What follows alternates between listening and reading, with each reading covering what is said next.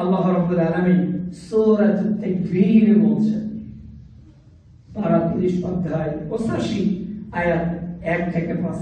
আল্লাহ তাআলা বলছেন, ইজা শামসু কুবিরাত, যখন সূর্যকে আলোহীন করে দেওয়া হবে, সূর্যের মধ্যে কোনো আলো থাকবে না। আজকে আমি আপনাকে দেখতেছি, আপনি আমাকে দেখছেন, এমন একটা সময় আসবে যে দিন সূর্যের কোনো আলো থাকবে না। এরপর আল্লাহ তাআলা বলছেন, ওয়া ইযান নুজুমু কিতারাত, যেদিন নক্ষত্ররাজি খসে খসে পড়বে, একটা একটা করে খসে খসে পড়বে। ওয়া ইজাল জিবালু সুইরাত, যেদিন পর্বতসমূহ চলমান থাকবে, যে পাহাড়গুলোকে আল্লাহ পেরেক বলেছে, পৃথিবীর ব্যালেন্সকে তারা কন্ট্রোল করে, আল্লাহ সুবহানাহু ওয়া তাআলা বলেন ওই দিন এই পাহাড়গুলোকে আল্লাহ চলমান করে দেবে। আল্লাহু আকবার।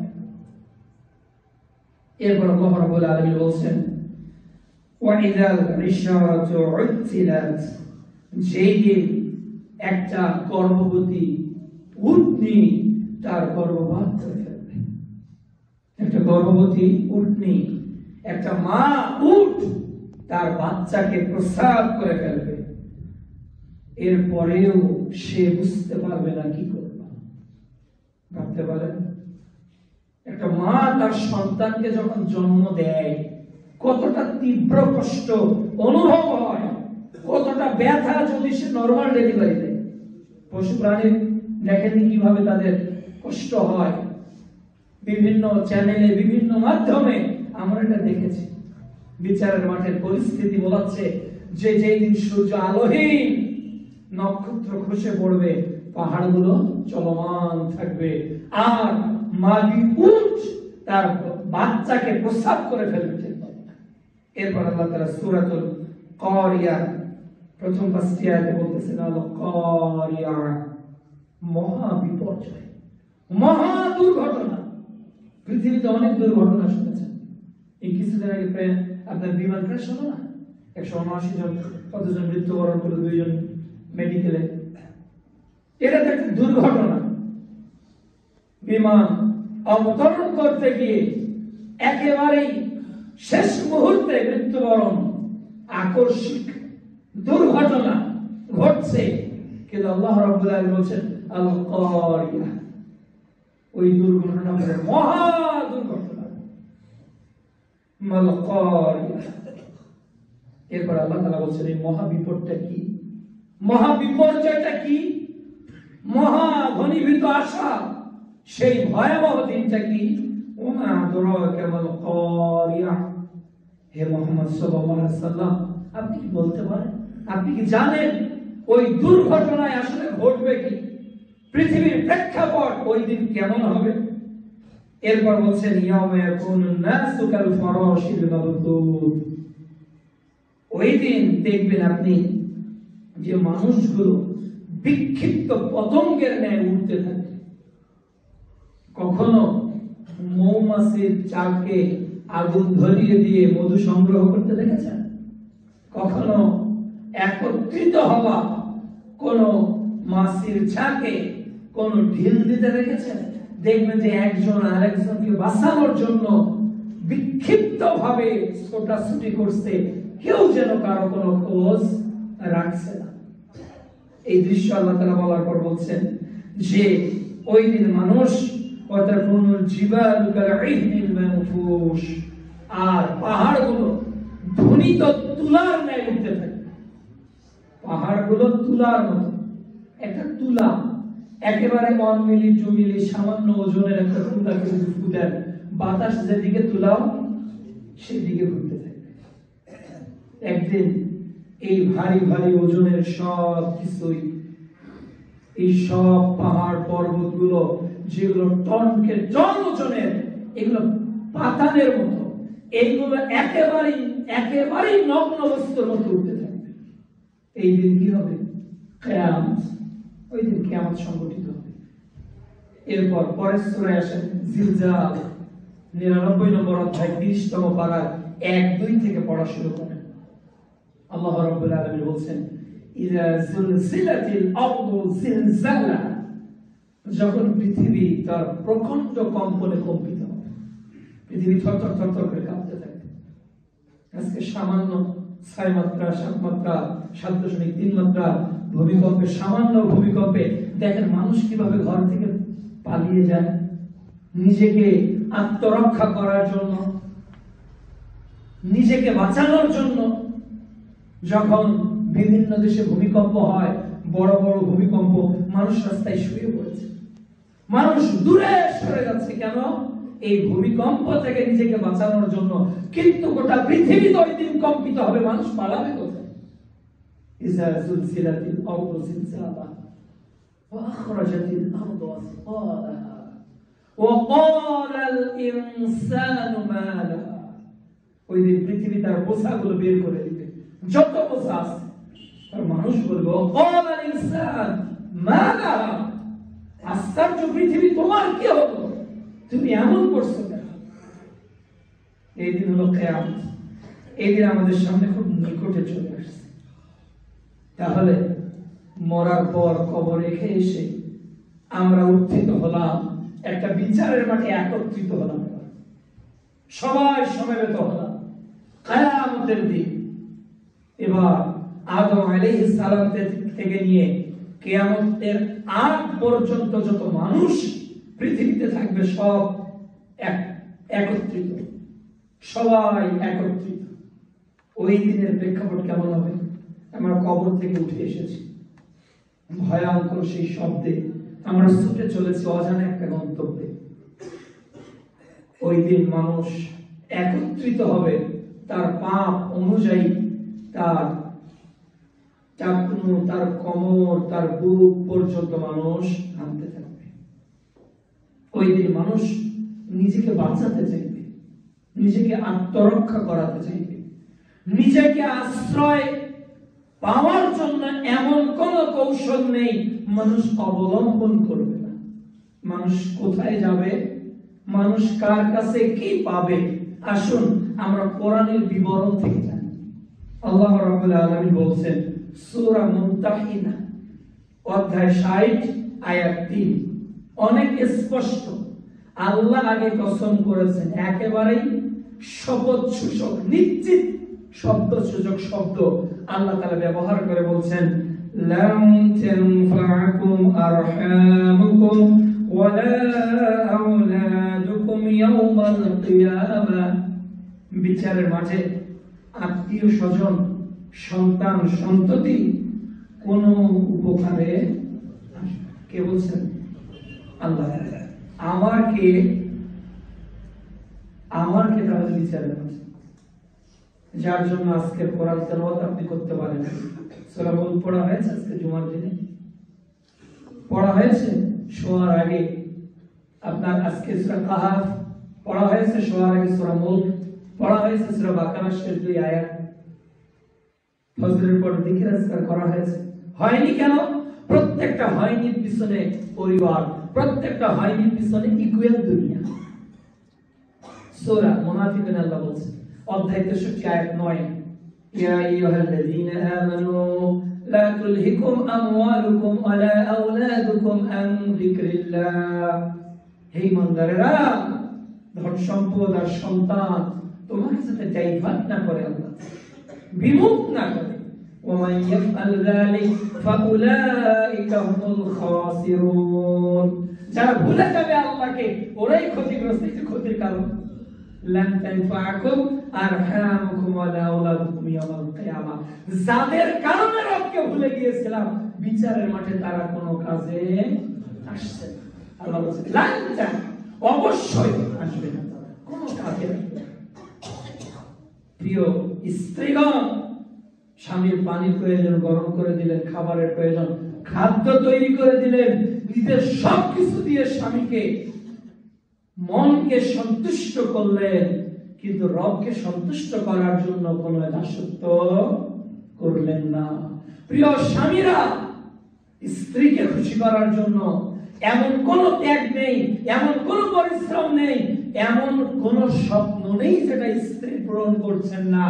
লক্ষ লক্ষ টাকা বিনিয়োগ করছেন একটা বাথরুমের পিছনে, একটা টয়লেটের পিছনে, একটা ডাইনিং এর পিছনে, একটা ডেকোরেশনের পিছনে, হচ্ছে না?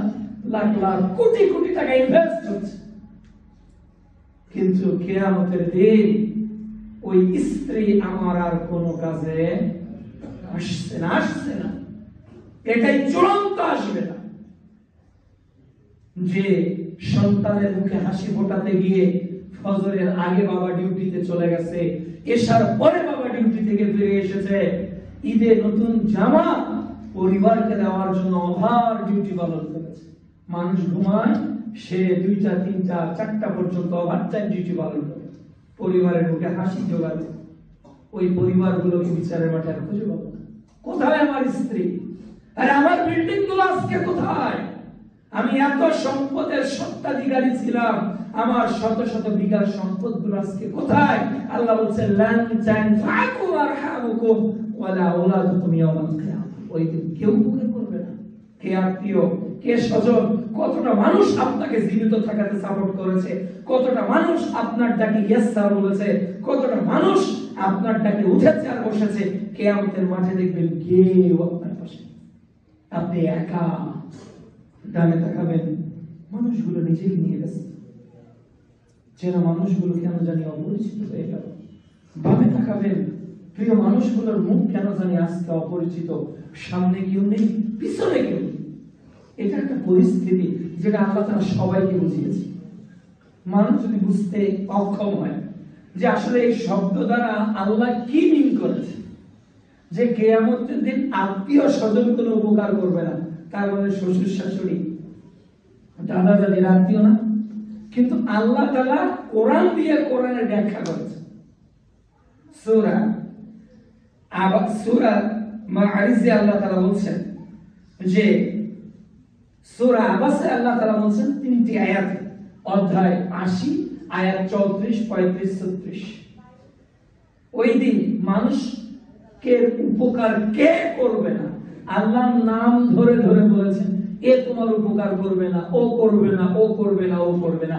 এর আগে আম ভাবে বলেছে যে আত্মীয় স্বজন, আত্মীয়র মধ্যে তো সবাই। এবার আমার নাম ধরে বলতেছে কারা কারা আপনার উপকার করবে না, দেখেন তো তারা আপনার পরিবারে আছে না নাই।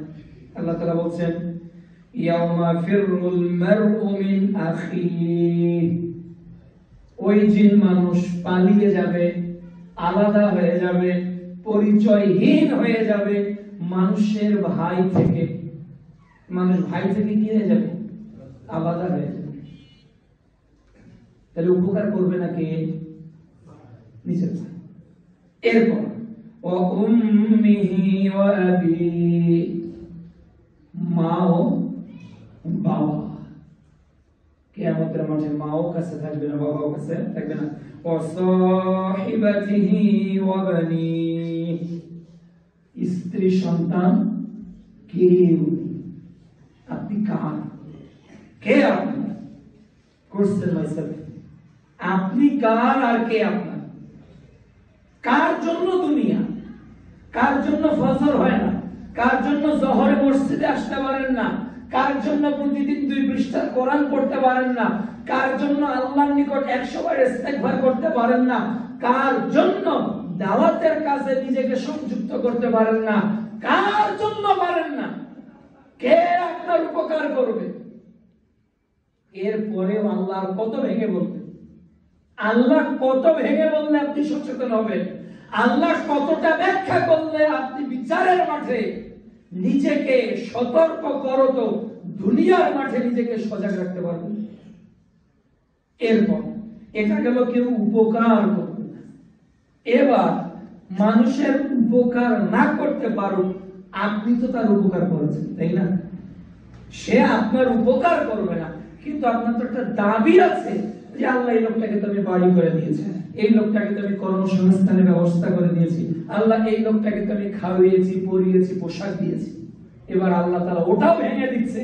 শোনো, সূরাতুল মাআরিজ অধ্যায় 70 আয়াত 11, 12, 13, 14। ওই দিন মানুষ বিচারের মাঠে আল্লাহকে প্রতিদান হিসাবে, মুক্তিপণ হিসাবে দিতে চাইবে। স্বামীরা দিতে চাইবে স্ত্রীদেরকে, আর বাপরা দিতে চাইবে সন্তানদেরকে। যে আল্লাহ, স্ত্রীটা তো আমার ছিল 30 বছর, তাকে আমি ভরণ পোষণের দায়িত্ব পালন করেছি। আল্লাহ, সন্তানের বাড়িটা আমি করে দিয়েছি, গাড়িটা আমি করে দিয়েছি, কাজী ও যেখানে থাক ওকে আনো, ওকে তুমি মুক্তিপণ হিসেবে নিয়ে আমাকে ছেড়ে দাও। কতটা স্বার্থপর আমরা বিচারের মাঠে পেয়ে যাবো, তাই না? আল্লাহ বলছে ভেঙে ভেঙে। প্রথমে বললো আম ভাবে কেউ উপকার করতে পারবে না, এরপর বলছে খাস ভাবে। এবার যখন উপকারই কেউ করতেছে না, এবার আমরা আল্লাহর নিকট দাবি দিলাম, আল্লাহ আরে আমি তো তাদের উপকার করেছি, তাদেরকে ডাকো ডাকো ডাকো মুক্তিপণ হিসেবে। তারা কে? আমার স্ত্রী, কে? আমার আদরের সন্তান। কোথায় যাবে? ওদেরকে জাহান্নামে দেব, আমাকে বাঁচাও। আল্লাহ বলছে কোরআনে সূরা মাইদা। এরপর বলছে আল্লাহ আমার যত আত্মীয় স্বজন আছে, ওই যে আত্মীয় কথা তারা একটু আগে বললো সূরা মুনতাহিনা 3 নম্বর আয়াত। এবার মানুষ পরিবারের পর আত্মীয়কে উপস্থাপন করবে। আত্মীয় কি করে বলবে, আল্লাহ আমার যত আত্মীয় স্বজন ছিল এদেরকে মুক্তিপণ হিসেবে নিয়ে আমাকে বাঁচাও। এটাও যখন বলা হয়ে গেল, এরপর মানুষ বলবে, আল্লাহ পৃথিবীতে যত বনি আদম আছে সবাইকে মুক্তিপণ হিসেবে তুমি নিয়ে আমাকে বাঁচাও। আপনি আল্লাহর ভাষায় বুঝতে পারবেন না। আপনি 3টে স্টেপকে ভাবুন। 1 সূরা মুনতাহিনা অধ্যায় 60 আয়াত 3, ওই দিন মানুষ এর উপকার কেউ করবে না। 2 সূরা আবাসা 33, 34, 35, 36 আয়াতগুলো খুলে দেখুন। মানুষ এর কাছে নিকটবর্তী হবে না। ভয়ে নেকি দিতে হয় কিনা বাপকে, নেকি দিতে হয় কিনা স্বামীকে, নেকি দিতে হয় কিনা বড় ভাইকে, এই জন্য পালিয়ে যাবে। এরপর মানুষ যখন কাউকে পাবে না, এবার মানুষ আল্লাহর কাছে আবদার করে বলবে, আল্লাহ মুক্তিপণ স্ত্রীকে নাও, স্বামীকে নাও, সন্তানকে নাও, বাপকে নাও, মাকে নাও। যদি তাদেরকেও নিয়ে আরো কিছু লোক লাগে তো আমার আত্মীয় যারা আছে তাদেরকেও নাও। তাদেরকে নেওয়ার পরও যদি কিছু লাগে গোটা পৃথিবীর মানুষকে নাও, আমাকে বাঁচাও। এর নাম কি? বিচারের মাঠ। এর নাম বিচারের মাঠ। আপনি কার? স্ত্রী ফোন দিচ্ছে, সঙ্গে সঙ্গে চলে আসতেছেন। স্ত্রী ফোন দিচ্ছে, দিনের কাজ বন্ধ করে দিলেন, পরিবারের প্রয়োজন দাওয়াতি কাজ ছেড়ে দিলেন, এটা প্রয়োজন এই জন্য ইসলামের পথে ব্যয় বন্ধ করে দিলেন। দিনের কাজ করতে হবে বন্ধ করলেন। দেখবেন দুনিয়ার পিছনে চলতে গিয়ে আমরা যতটুকু দুনিয়ার দিকে ঝুঁকবো ততটুকু দিন আমাদের জীবন থেকে মাইনাস হতে থাকবে। কেননা জীবন মনে করেন 1 গ্লাস পানির মতো। এখানে যতটুকু দুনিয়া ঢুকাবেন ওর ভিতর থেকে ততটুকু দিন বের হয়ে যাবে, আর যতটুকু দিনের উপর আমল করবেন ততটুকু দুনিয়া বের হয়ে যাবে। এজন্য মুহাম্মদ সাল্লাল্লাহু আলাইহি সাল্লাম বলেছেন, যে ব্যক্তি দুনিয়াতে মুক্তি পেতে চায় তাকে দুনিয়াতে ক্ষতিগ্রস্ত হতে হবে। তাই সে ক্ষতির সম্মুখীন হবে। সে ইচ্ছা করলে ওই টাকাটা অন্য জায়গায় ইনভেস্ট করতো। বোকার মতো একটা মসজিদ দিয়েছে, একটা মাদ্রাসা দিয়েছে, একটা দাওয়াখানা দিচ্ছে, এমনিতেই প্রতি মাসে 10-20 হাজার টাকা করে বিক্রি মানে ফ্রি বিতরণ করতে চাচ্ছে না দিন মানুষ অনেক আছে। রংপুর একজন ছিল, আল্লাহ থেকে মারা গেছে, আল্লাহ থেকে জান্নাতুল ফেরদৌস দান করুন। প্রফেসর আসাদুল্লাহ গালিব হাফেজাহুল্লাহকে ফ্রেশ দিয়েছে, ফ্রেশ ব্যাগে 3 লক্ষ মানে 30 লক্ষ, স্ত্রীর 3 লক্ষ, এই 33 লক্ষ টাকা একেবারে 10 টাকার যে ব্যাগগুলো বাজারে কিনতে পাওয়া যায়, নিজের একটা সাদা গাড়ি ছিল, এটাতে করে নিয়ে গেছে। নিয়ে গিয়ে গালিব স্যারকে দেওয়ার পর বলছে যে আত্মাহারিক দেরিতে সেপেছে, আমি এত বছর পর জানতে পারলাম যে আত্মাহারিকের নিজস্ব কোনো বেশ নাই। এই 30,000 টাকা আমার স্ত্রীর সহ 33 লক্ষ টাকা দিয়ে দিলাম। খবরদার, অনুরোধ এটা যাতে কেউ না জানে। শুধু জানতাম আমরা আর আগের দিন। যেদিন ওই দিন উনি মারা গেছে, ওই দিন হারা গেছে তার জানাজা ইমামতি করতেছেন প্রফেসর আসাদুল্লাহ গালিব। ওই দিন তিনি বলতেছেন, এই লোক হলো সেই লোক যে লোক প্রেস না থাকার কারণে আত্মাহারিক যখন দেরিতে ছাপানো হচ্ছিল, যত সময় আসতেছিল না, সামান্য খরচের ব্যাগে নিয়ে টাকা দিয়ে এসেছিল আর বলেছিল আমার মৃত্যুর আগে এই তথ্য যাতে পৃথিবীর মানুষ না জানে। এমন মানুষ আছে না? মাঝে মধ্যে চেম্বারে যেতাম, বলতো যে এই সালাতে রাসূল এই 30তম পারা মসজিদে মসজিদে তোমরা বিতরণ করো। কত শত বই বিতরণ এই হাত দিয়ে আমি করেছি। প্রিয় উপস্থিতি, পৃথিবীতে এটা লস প্রজেক্ট না, তার 33 লক্ষ টাকা একেবারে গঞ্জায় চলে গেল। কিন্তু না, আজকে কবরে যারা গেছে, বিচারের মাঠে যারা যাবে, ওই দিন স্বামী, সন্তান, স্ত্রী, পুত্র কোন বিনিময় যখন কাজ হচ্ছে না, কেউ যখন কারো কোনো উপকার করতেছে না, ওই দিন উপকারে আসবে এই জিনিসটা, ঈমান আরাম হয়ে যাবে। এই উপস্থিতি বিচারের মাঠের আরেকটি পর্যায়। সহিহ বুখারী 3447 নম্বর হাদিস, রাসূল সাল্লাল্লাহু আলাইহি ওয়াসাল্লাম বলেন, আয়েশা, বিচারের মাঠে মানুষকে উলঙ্গ করে খাতনাবিহীন তোলা হবে। মানুষ উলঙ্গ খাতনাবিহীন। আয়েশা রাদিয়াল্লাহু তাআলা আনহা বলেন, মানুষ তো পুরুষ নারীর দিকে তাকাবে, নারী পুরুষের দিকে তাকাবে। তখন মুহাম্মদ সাল্লাল্লাহু আলাইহি ওয়াসাল্লাম বলেন, আয়েশা শোনো, ওই দিন এমন এক বিপদ আসবে, ওই দিন এমন এক বিপদ আসবে, একজন আরেকজনের দিকে তাকাবে, এইরকম কোন ফুসরত তার মধ্যে কাজ করবে না, কাজ করবে না। যারা অনেক সময় বাংলাদেশে নৌকা ডুবি, লঞ্চ ডুবিতে অনেক মানুষ মারা যায়, কত সুন্দরী নারী তার পিছনে সাঁতার কাটতেছে, সে তার দিকে সেই সময় তাকাবে নাকি নিজেকে বাঁচানোর চেষ্টা করবে? নিজেকে বাঁচানোর চেষ্টা করবে। রাসূল সাল্লাল্লাহু আলাইহি ওয়াসাল্লাম বলেন, বিচারের মাঠের আরেকটা পরিস্থিতি হবে। 3348 নম্বর হাদিস, আদম আলাইহিস সালামকে আল্লাহ ডেকে বলবেন, আদম, জান্নাতি আর জাহান্নামীদেরকে আলাদা করো। আল্লাহকে আদম আলাইহিস সালাম বলবেন, কতজনের মধ্যে কতজন জান্নাতে ও জাহান্নামে যাবে?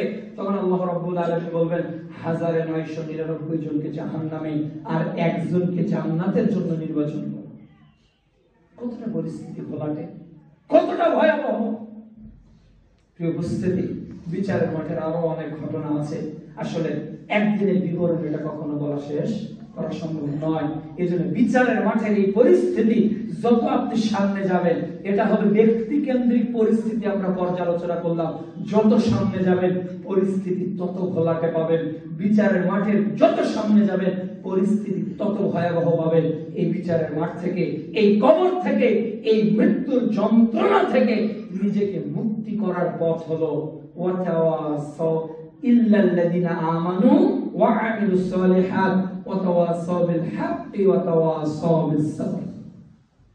মৃত্যুর বিপদ থেকে বাঁচতে চান, চারটা জিনিস করুন। কবরের শাস্তি থেকে বাঁচতে চান, চারটা জিনিস করুন। কিয়ামতের ভয়াবহতা থেকে বাঁচতে চান, চারটা জিনিস করুন। যেখানে স্বামী নেই, স্ত্রী নেই, সন্তান নেই, বাড়ি নেই, ঘর নেই, টাকা নেই, ব্যালেন্স নেই, কোনো কিছুই নেই, চারটা জিনিস। এক, ইল্লাল্লাযিনা আমানু, জেনে বুঝে ঈমান আনেন রবের নিকট। এমন ঈমান আনেন যে ঈমানে আর টলকে পড়বেন না। সূরা রুম, সূরা হামিম সাজদা অধ্যায় 41 আয়াত 30, ইন্নাল্লাযিনা ক্বালু রাব্বুনাল্লাহ থুম্মা ইসতাকামু, এমন ঈমান যে ঈমানে টলকে পড়বেন না। এটা হলো ইল্লাল্লাযিনা আমানু, জেনে বুঝে ঈমান আনেন, রবকে জেনে বুঝে ঈমান আনেন। ওয়া আমিলুস সালিহাত, সৎ কাজ করেন, নেকির কাজ করেন, ভালো কাজ করেন। সময় আজকে ফুরিয়ে গেল, হ্যাপি নিউ ইয়ার পালন করলেন ইহুদি খ্রিস্টানদের তরিকায়, ভাবলেন না জীবনের 1 বছর একবারও কোরআন খতম দিতে পারিনি, আল্লাহর রাসূলের জীবনীটা পড়তে পারিনি, 2টা হাদিস মুখস্থ করতে পারিনি, 3টা দোয়া মুখস্থ করতে পারিনি, 6টা সূরা মুখস্থ করতে পারিনি, আমার নাকি নিউ ইয়ারটা হ্যাপি হয়ে গেল। কিভাবে হয়? কিভাবে হয়? কোরআন হাদিস ছাড়া মানুষের আনন্দ হয় কিভাবে? শয়তানের হয় আনন্দ, মুসলমানের মধ্যে পারে না। আরে হানজা রাদিয়াল্লাহু তাআলা নিজেকে মুনাফিক কেন বলছে? রাসূলের কাছে একরকম, বাড়িতে গেলে একরকম। এতটুকু সময়কে তারা বরদাস্ত করতে পারতেন না।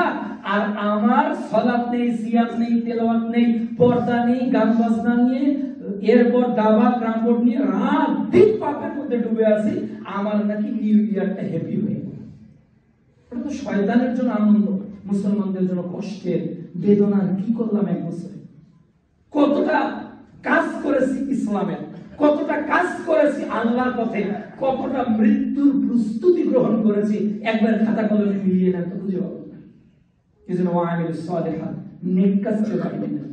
3, ওয়াতাওয়াসাউ বিল হক, পরস্পরকে হকের উপদেশ দেন, একজন আরেকজনকে দেন। বলার দায়িত্ব আপনার। আগামীকাল সিলেটে আলিয়া মাদ্রাসা একটা সম্মেলন হওয়ার কথা না? যে সম্মেলনটা স্থগিত করা হয়েছে ওলামা ও তাওহীদি জনতার মিছিলে। বাংলাদেশের মাটিতে ওই আলিয়া মাদ্রাসায় 2005 সালের 21 ফেব্রুয়ারি 21 ফেব্রুয়ারি একই মঞ্চে ইসলামী সম্মেলন করেছিলেন প্রফেসর ডক্টর আসাদুল্লাহ গালিব, আর পাশে বসেছিলেন ডক্টর মুসলিউদ্দিন হাফিজাহুল্লাহ। আর আজকে 20 বছর পর আপনার ওই মাঠে আর সম্মেলন করতে পারবে না কেন? আহলে হাদিসরা নাকি কোরআন হাদিসের ভুল ব্যাখ্যা করে। নাউযুবিল্লাহ। হেডিং কি? যে কোরআন হাদিসের ভুল ব্যাখ্যা করে। তো কোরআন হাদিসের ভুল ব্যাখ্যাকারী যদি আহলুল হাদিসগণ হন, তাহলে জাতির আদর্শ ব্যাখ্যাকারী কে হবে বলেন? আহলে হাদিসরাই যদি কোরআন হাদিসের ভুল ব্যাখ্যা করে, তো আসল ব্যাখ্যাটা কি করবে? যারা মাজার নিয়ে বসে আছে, যারা খানকা নিয়ে বসে আছে, যারা তরিকা নিয়ে বসে আছে। বাংলাদেশে 31 নাইটে গান চললো, তাওহীদি জনতা মুখে কুলু পেটে বসেছে না? কুলু পেটে বসেছিলেন আপনারা। রাত দিন চেনা চলছে, আপনার মদের আসর হচ্ছে, আপনার সিলেটের নানা জায়গায় আবাসিক হোটেলে নারী পুরুষ অবৈধভাবে সম্পর্কে জড়িয়ে বলছে। ওই তাওহীদি জনতা কোথায় ছিলেন আপনারা? কোথায় ছিলেন? প্রফেসর ডক্টর আসাদুল্লাহ গালিব বন্যার জলে ভেসে এসেছেন বাংলাদেশে। ভারত উপমহাদেশের বড় বিদ্বানদের শ্রেষ্ঠ একজন তিনি। এদেশের পৃথিবীর আলেম ওলামাদের তালিকায় অন্যতম 10 জনের মধ্যে তিনি একজন। আর তিনি সম্মেলন করতে পারবেন না কেন? তিনি কোরআন হাদিসের অপব্যাখ্যা করেন। তার তাফসীরের অনুরূপ তাফসীর আপনি মিলিয়ে নেন। 10টা তাফসীর করতে গিয়ে যিনি 10 প্রকার পদ্ধতি অ্যাপ্লাই করেছেন, যে কোনো তাফসীর গ্রন্থ তার খুলে দেখেন, 26, 27, 28, 29, 30, 31 6টা তাফসীর গ্রন্থ বের হয়নি? যে কোনো একটাতে খুলে দেখেন তাফসীর কিভাবে করতে হয়। হাতে আঙুল দিয়ে বাংলাদেশের মানুষকে যিনি দেখিয়ে দিয়েছেন, তিনি প্রফেসর ডক্টর আসাদুল্লাহ দেখিয়ে দিয়েছেন। কোরআন দিয়ে কোরআনের, কোরআন দিয়ে হাদিসের, এরপর কোরআন দিয়ে আসার, কোরআন দিয়ে খলিফা রাশিদিনের ব্যাখ্যা, কোরআন দিয়ে ঐতিহাসিক শ্রেষ্ঠ প্রমাণিত প্রমাণ, কোরআন দিয়ে বৈজ্ঞানিক কোন তথ্য, এভাবে বলতে বলতে বলতে বলতে 10টা ব্যাখ্যার নীতিমালা যিনি নিয়ে এসেছেন। প্রত্যেক ব্যাখ্যারই দাগ নাম্বার খতিয়ান আরএসসিএস কওলা পার্সেন্ট হাড্ডা দেওয়া আছে না? সেটা বলে দেখেন। আপনারা তো কানাকে হাইকোর্ট দেখাচ্ছেন, মনে করতেছেন সিলেটের মাটিতে প্রফেসর আসাদুল্লাহ গালিবের এই সম্মেলন বন্ধ করে দিলে হকের আওয়াজ বন্ধ হয়ে যাবে। জিনা যেখানেই বাধা আসবে, ওখানেই নতুন বিপ্লব তৈরি হবে ইনশাআল্লাহ। যেখানেই আমরা বাধাগ্রস্ত হয়েছি, ওখানে নতুন শক্তি নিয়ে আমরা আবার জেগে উঠেছি। এটা ঈমানি চেতনা, এটাতে প্রতিরোধ করা যাবে না। ওয়াতাওয়াসাউ বিল হক, হকের এই দাওয়াতকে, হকের এই আওয়াজকে গোটা পৃথিবীতে ছড়িয়ে দিতে হবে।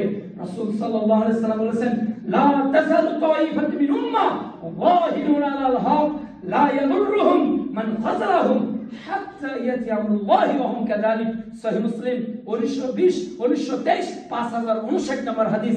আমার উম্মতের একটি দল সর্বদা হকের উপর থাকবে, বাতিলপন্থীরা তাদের কোনো ক্ষতি করতে পারবে না। এমন অবস্থায় কিয়ামত এসে যাবে। 3 মাস 6 বছর 6 দিন জেলখানায় আটকে রাখা হয়েছিল। লাভ হয়েছে কি? 5000 পৃষ্ঠার তিনি জেলখানায় বসে লিখতে পেরেছেন। আলহামদুলিল্লাহ। এখন ওইগুলো প্রিন্টেই আসেনি সবকিছু। লাভটা আমাদেরই হয়েছে। ওমাকারু ওমাকারুল্লাহ। আপনারা যত বাধা দিবেন, আপনাদের ঘরের সন্তানই নীতি গ্রহণ করবে, নীতি গ্রহণ করবে। মারা গেছে আব্দুর রহিম বাগেরহাটি, যাকে কম্পিউটার বলা হতো, তিনি বলতেন আহলুল হাদিসগণ হলেন আতরের মতো, আতরে যত নাড়া দিবেন আতরের সুগন্ধ আরো ছড়িয়ে পড়বে। সুবহানাল্লাহ। ইমাম আবু দাউদ রাহিমাহুল্লাহ বলেন, যদি আহলুল হাদিসরা পৃথিবীতে না থাকতো, ইসলাম পৃথিবী থেকে বিদায় নিত।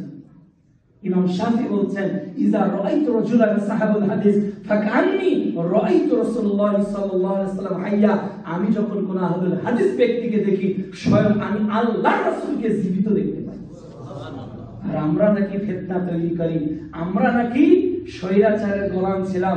বাংলাদেশে প্রফেসর ডক্টর আসাদুল্লাহ গালিব 5 আগস্টের আগের জুমায় যে ভাষণ দিয়েছে, বাংলাদেশের কোন আলেম এরকম বক্তব্য দিতে পারেন? নেটে আসে না? তো কেন মিথ্যাচার করছেন? কেন মিথ্যাচার করছেন? 39 এর বি 41 এর এ বাংলাদেশে 2টা আর্টিকেল আছে। বাংলাদেশের সংবিধানে প্রত্যেক নাগরিকের বাক স্বাধীনতা আছে, ধর্মীয় স্বাধীনতা আছে। তো বাংলাদেশের মাটিতে যদি হিন্দু ভাইরা কথা বলতে পারে, আর মুসলমানরা কি করে, যারা আজকে তাওহীদি জনতা বাধা দিয়েছে, ওরা হিন্দুদের, ওরা বৌদ্ধদের, ওরা বেধর্মীদের কালী পূজাকে, দুর্গা পূজাকে পাহারা দিয়ে তাহাজ্জুদের রক্ত পর্যন্ত জেগে থাকে। আর মুসলমান তাফসীরকার বাংলাদেশের স্বনামধন্য আলেম 5000 সমমানের পণ্ডিতকে তারা কথা বলতে দিচ্ছে না, তাদের বাক রুদ্ধ করে প্রোগ্রামকে ক্যান্সেল করে ফেলেছে। তাহলে এদেরকে কি বলবেন? যারা হিন্দুদের মূর্তি পূজাকে রাত জেগে পাহারা দেয় যাতে কেউ ডিস্টার্ব না দেয়, তারা ডক্টর আসাদুল্লাহ গালিবের সম্মেলনকে না হওয়ার জন্য মিছিল করতেছে। তো এরা কারা?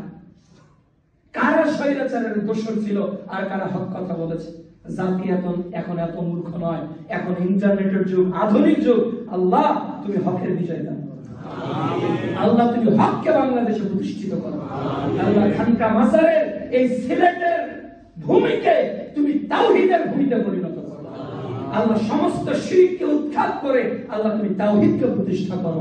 আল্লাহ সমস্ত বেদাতকে উৎখাত করে তুমি সুন্নতকে সিলেটের রন্ধ্রে রন্ধ্রে বাড়িতে বাড়িতে পৌঁছিয়ে দাও। আল্লাহ তুমি আমাদের সব বিপদ অথবা সবের সাহস ধৈর্য ধারণ করার তৌফিক দান করো। আল্লাহ তাআলা যেন আমাদের যাবতীয় কর্ম প্রচেষ্টাকে কবুল করেন।